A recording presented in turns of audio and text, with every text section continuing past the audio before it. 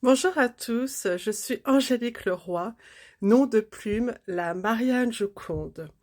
Aujourd'hui, je veux vous apporter une explication sur ma reconversion professionnelle pour devenir art thérapeute. Et c'est vrai qu'en autodidacte, j'ai effectué plusieurs choses, plusieurs expérimentations pour parvenir à cet objectif qui me semble assez loin, puisque quand j'entends tout et n'importe quoi, et je lis tout et n'importe quoi, et qu'il y a énormément d'incohérences, je suis perdue par rapport à mon propre parcours. Alors, j'ai un parcours assez atypique, où les choses, je les fais beaucoup par apprentissage unique, et d'ailleurs, c'est quelque chose de très riche qui ne se voit pas dans les CV, et donc je n'ai pas fait de diplôme universitaire pour faire reconnaître mon savoir-faire. Alors il faudrait encore perdre de nombreuses années sur des choses en fait qui sont déjà là, certainement, mais qu'il faudrait aussi faire valider. Mais pour les faire valider, il faut passer sur de l'expérience. Et donc l'expérience que je n'ai pas, puisque comme toute chose, il faut faire un processus de formation, trouver les stages, et les stages c'est aussi une galère. Alors, je vais vous expliquer quelque chose qui m'agace un peu dans le processus pour devenir art thérapeute. Donc, d'un côté, vous avez ceux qui se disent certifiés avec des diplômes que je veux bien qu'on reconnaisse, c'est pas un problème. Mais dans tout métier, on constate que c'est pas forcément ceux qui ont les diplômes qui sont forcément les plus compétents. Donc, je ne vois pas où est la légitimité de se dire, moi, j'ai ce diplôme de cette école, que forcément, je suis plus compétent que vous, alors que l'art-thérapie, c'est quelque chose dont on veut être dans l'accompagnement, dans l'aide, et non dans la compétition. Moi, j'estime pas être mieux, je ne m'estime pas être moins bien, mais en même temps, à chaque fois, vous me mettez en situation de ne pas être à la hauteur, de devoir rattraper des choses inconsidérables, qui ne permet pas de minimiser ce que vous avez fait, mais vous pouvez pas non plus minimiser mon parcours, où moi j'ai été beaucoup dans l'expérimentation, dans l'empirisme. D'ailleurs, c'est un terme qu'on évoque en art-thérapie. Alors, on nous parle souvent qu'être art-thérapeute, c'est poser un cadre, et moi j'ai envie de vous dire que déjà le cadre, c'est cesser de se comparer, cesser de faire des niveaux, en fait. Et j'en ai un peu marre qu'on fasse ces niveaux, parce que c'est quelque chose qui nous cloisonne, qui nous renferme, qui fait en sorte qu'on ne se sente pas à la hauteur. Donc si déjà, dans les protocoles, ça je vais y revenir, et les diagnostics, on nous dit qu'il faut se déculpabiliser, il faut arrêter de penser qu'on arrive avec un bagage pour faire de l'art-thérapie dans une alliance thérapeutique avec un art-thérapeute qui est censé être mieux formé dans les disciplines pour accompagner le patient, là on se contredit en fait, déjà sur le métier d'art-thérapeute. Ensuite, sur le patient lui-même, qui va venir avec des attentes particulières, c'est-à-dire se soigner, comment on va pouvoir l'accompagner. Est-ce que l'art-thérapeute qui sera en face de moi sera techniquement beaucoup plus fort que moi pour pouvoir lui apporter quelque chose? Or là, encore, on est dans la contradiction.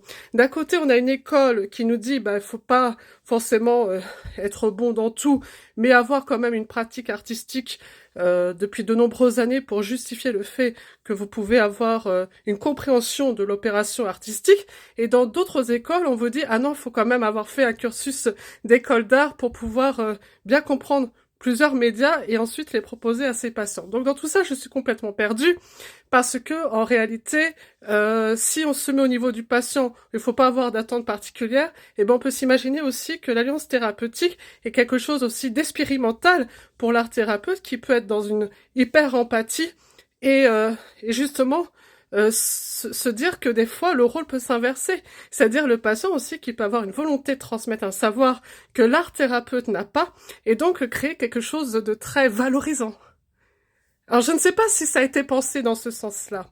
Mais pour moi, qui me suis en difficulté dans certaines choses, comme la praxie par exemple, puisque je suis dyspraxique, je me dis que peut-être que si je ne sais pas dessiner, ou si je ne sais pas faire correctement une peinture, parce que pareil, on nous parle du bon, du bien et du beau, mais en réalité c'est un peu du... Voilà, c'est des paroles en l'air, puisqu'en réalité c'est pas vrai.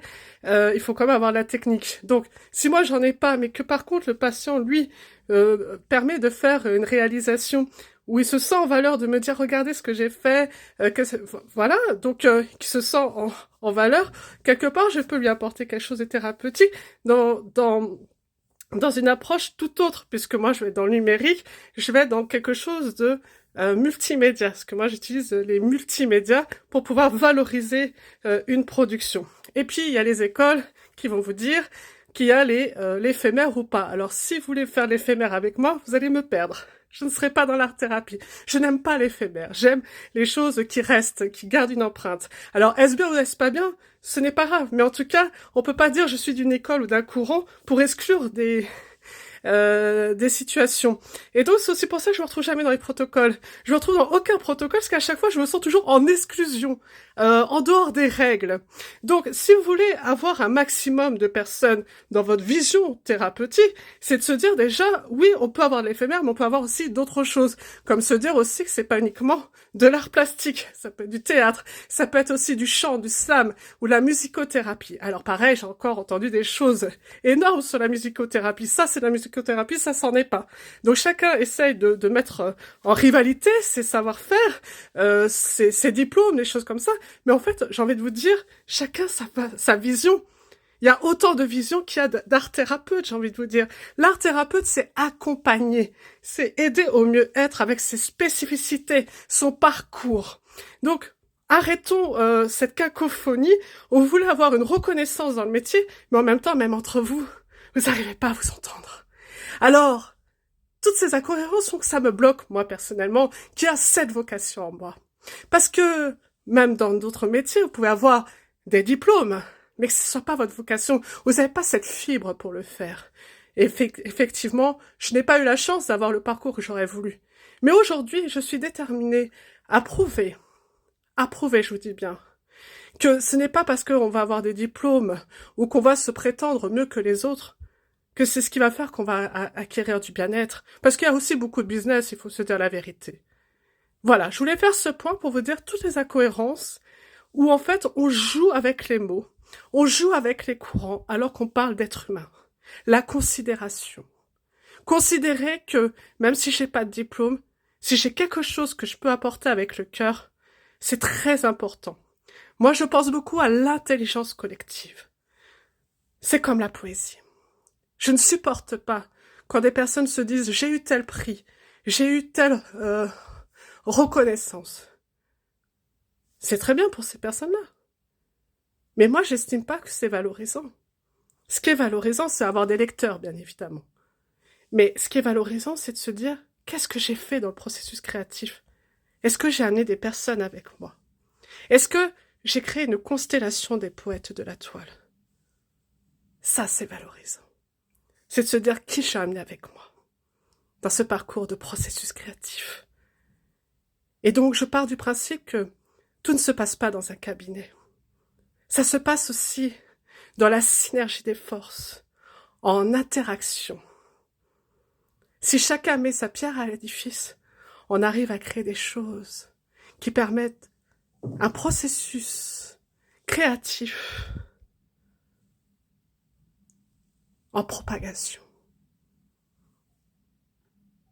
Et c'est pas parce qu'on a fait ainsi que ça n'a pas eu une visée thérapeutique. La Marianne Joconde.